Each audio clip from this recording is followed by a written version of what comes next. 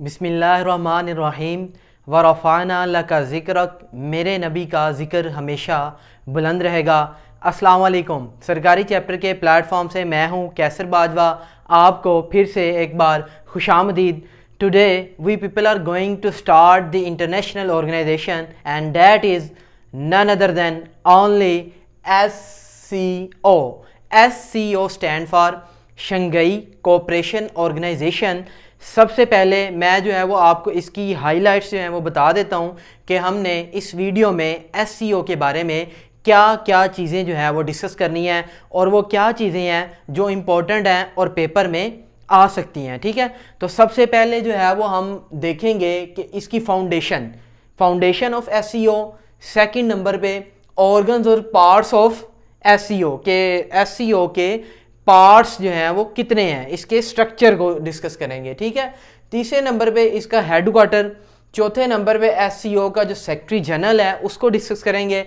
इसके अलावा पांचवें नंबर पे SCO समिट्स। ठीक है, इसकी पहली समिट कब हुई थी और करंट समिट जो है वो कहाँ हुई है, और जो करंट समिट हुई है इसके बारे में जो इम्पोर्टेंट चीज़ें हैं वो भी डिस्कस करेंगे। ठीक है, और एट दी एंड जो है वो टोटल इसके मेंबर्स कितने थे, टोटल मेंबर्स में जो है वो देखेंगे फाउंडिंग मेंबर्स कितने हैं और अब मौजूदा मेंबर्स जो हैं वो कितने हैं। ठीक है, और एट दी एंड लास्ट पे जो है वो हम ये देखेंगे कि SCO से रिलेटेड जो इम्पोर्टेंट MCQs हैं जो बहुत ही ज़्यादा इंपॉर्टेंट है और पेपर में डेफिनेटली जो है वो पूछे जा सकते हैं, तो वो एंड पे डिस्कस करेंगे। ठीक है, तो अपना टॉपिक जो है वो शुरू करते हैं। सबसे पहले है foundation of SCO।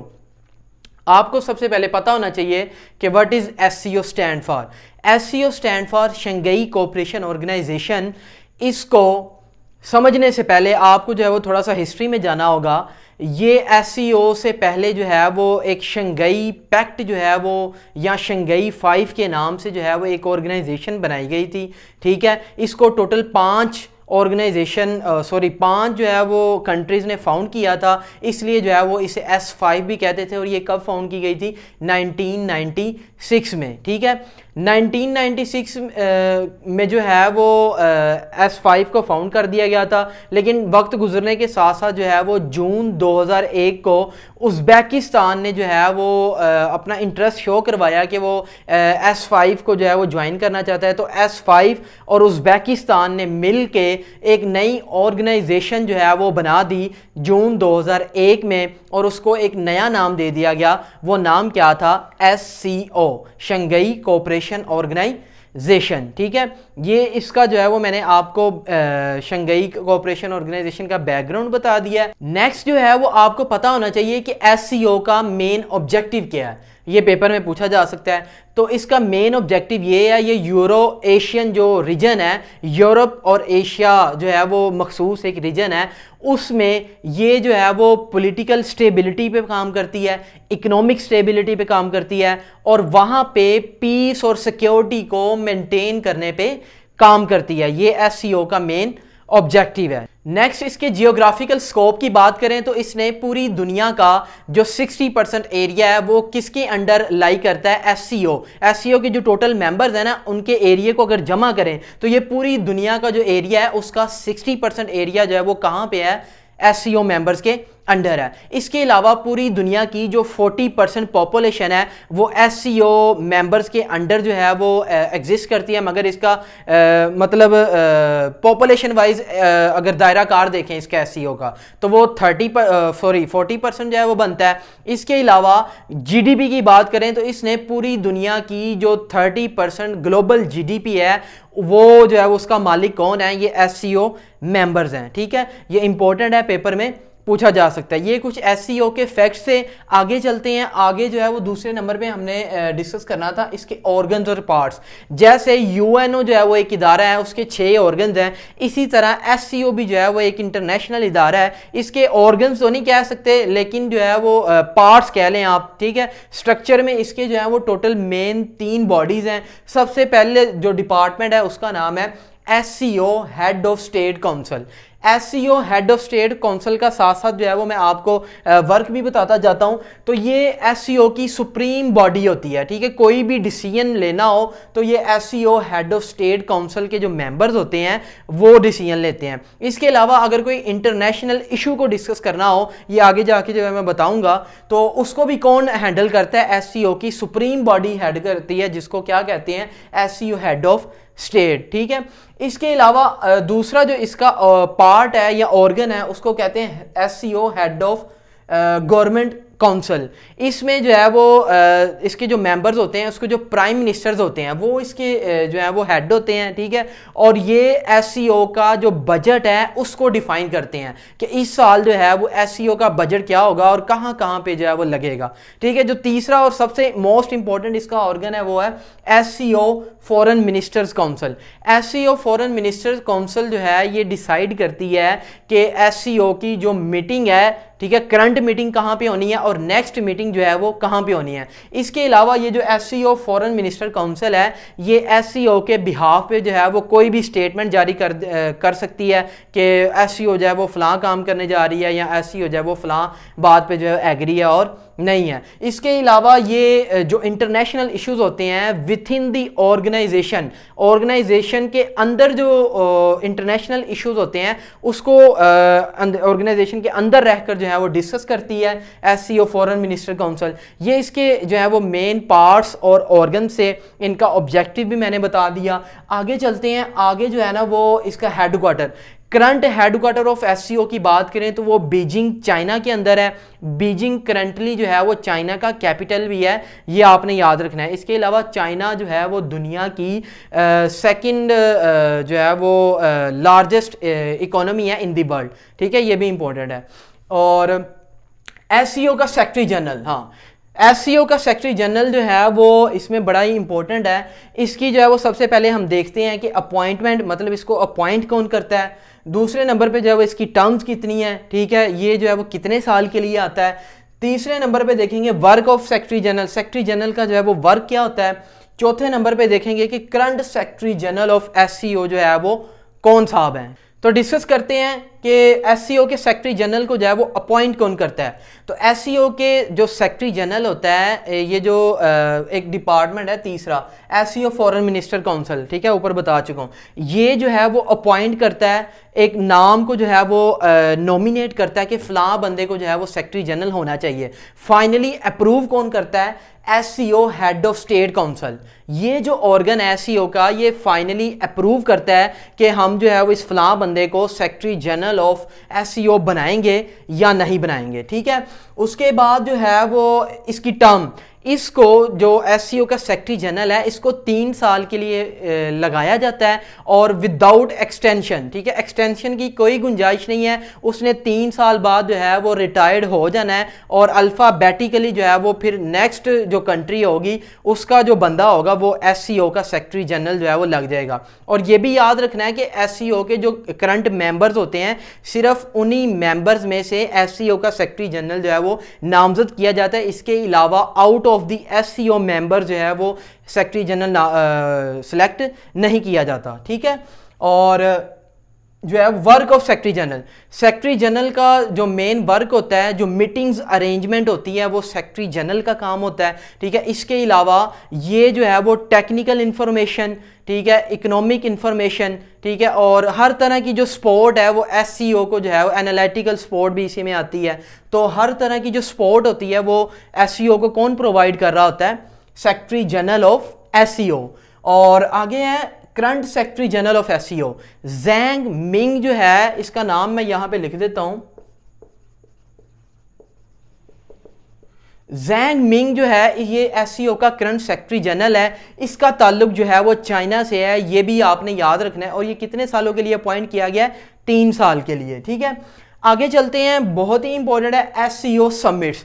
SCO summits जो है वो सबसे पहले आपको ये पता होना चाहिए कि एससीओ की पहली समिट जो है वो कहाँ पे हुई थी। ये पेपर में बहुत पूछा जाता है। तो एससीओ की जो पहली समिट है वो शंघाई में जो है वो 2001 में 15 जून 2001 में जो है वो एससीओ की पहली समिट कहाँ पे हुई थी? शंघाई, जो कि चाइना की एक सिटी है, वहाँ पे हुई थी, ठीक है।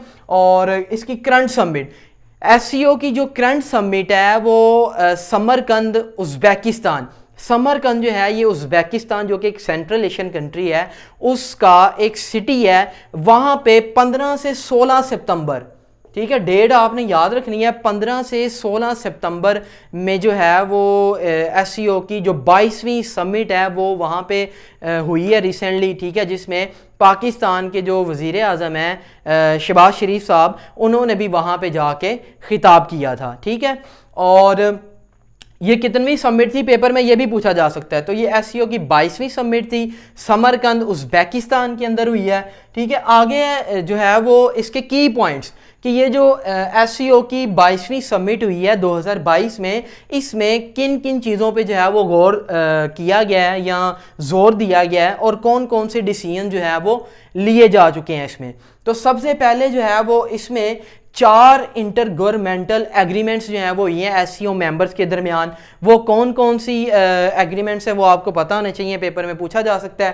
पहली जो एग्रीमेंट थी कोऑपरेशन इन प्लांट क्वारंटाइन, दूसरी एग्रीमेंट थी cooperation in trade, cooperation in tourism, ये तीसरी, और चौथी जो है वो कोऑपरेशन इन म्यूजियम मैटर्स। ये 4 एग्रीमेंट्स जो हैं ये इंटर गवर्नमेंटल एग्रीमेंट्स हैं, एससीओ के जो मेंबर्स हैं उनके दरमियान हुई हैं, ठीक है। और नेक्स्ट जो है वो यूक्रेन इन्वेजन, आपको पता है रशिया और यूक्रेन के दरमियान जो है वो जंग चल रही है। इस पे जो प्राइम मिनिस्टर मोदी था उसने रशियन प्रेसिडेंट को क्वेश्चन भी किया है, ख़बरदार किया है कि ये जो है वो वार का वक्त नहीं है, तो आप जो है वो इसके साथ मिल के यूक्रेन के साथ कोई हल निकालें, ठीक है। और पेपर में पूछा जा सकता है कि किसने यूक्रेन रशियन प्रेसिडेंट को ख़बरदार किया था, तो प्राइम मिनिस्टर नरेंद्र मोदी ने इसको रशिया के प्रेसिडेंट जो कि व्लादिमीर पुतिन है उनको ख़बरदार किया था, ठीक है।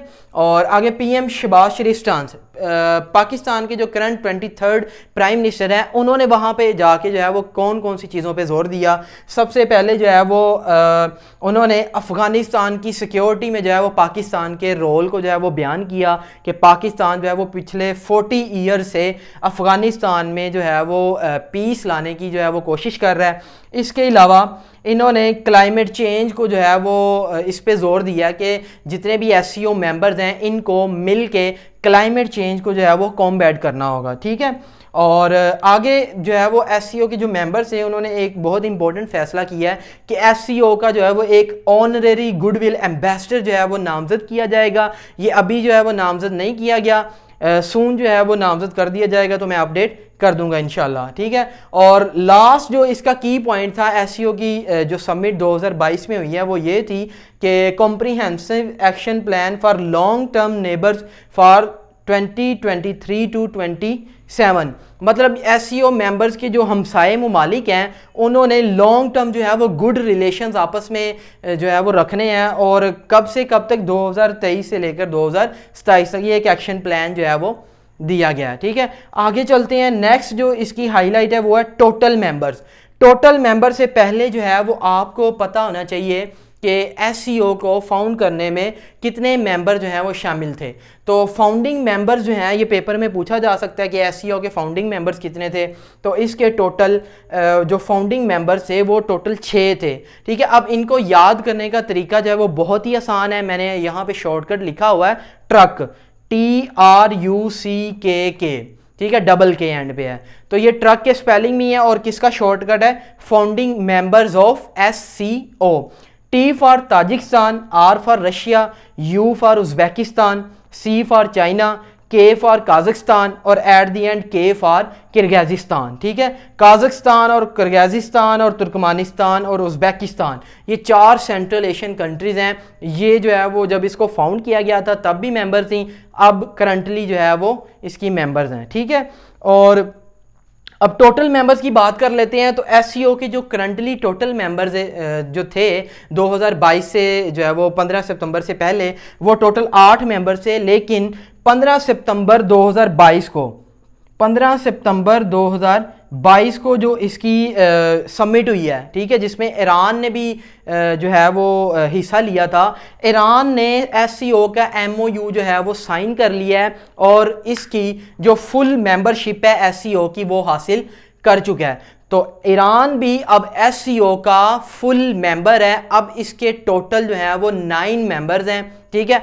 अब इन 9 मेंबर्स को याद करने का जो है ना वो मेरे पास शॉर्टकट भी है, लेकिन उससे पहले जो है वो इसको जर्नल वे में देखते हैं कि इसके मेंबर्स जर्नल वे में कैसे याद किए जा सकते हैं, ठीक है।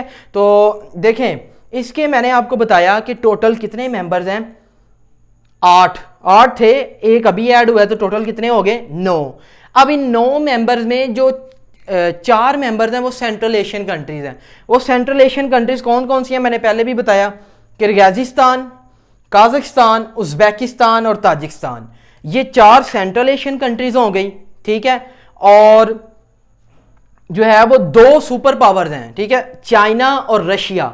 टोटल कितनी होगी, 6। 4 central Asian countries, 2 super powers, Pakistan और इंडिया, ठीक है। टोटल कितनी होगी, 8, ठीक है। 8 के बाद जो है वो एक एंड पे बचती है, वो कौन सी है, जो अभी रिसेंटली ऐड हुई है, ईरान। ये तो था एक जर्नल वे एससीओ के मेंबर्स को याद करने का, बहुत ही आसान है। लेकिन अगर अभी भी याद आपको नहीं हुआ तो मैं आपको एक और शॉर्टकट जो है वो बताता हूँ। एससीओ को मेंबर्स को जो याद करने का जो अनदर शॉर्टकट है वो ये है, PUCIT करें, ठीक है।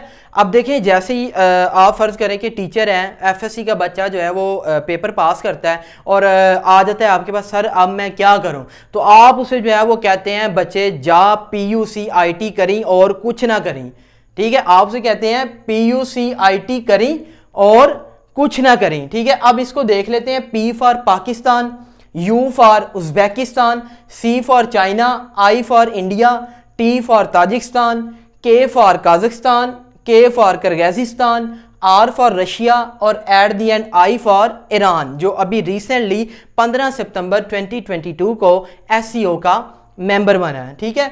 तो ये जो है वो एक जनरल वे था इसके मेंबर्स को याद करने का, इससे आसानी जो है वो कोई भी नहीं बताएगा आपको, ठीक है। और लास्ट में जो है वो बचते हैं इसके इंपॉर्टेंट एमसीक्यूज, बहुत ही इंपॉर्टेंट है। ये पेपर में जो है वो बार बार पूछे जा चुके हैं, या जो है वो नेक्स्ट जो पेपर्स होंगे उसमें इंशाल्लाह पूछे जाएंगे।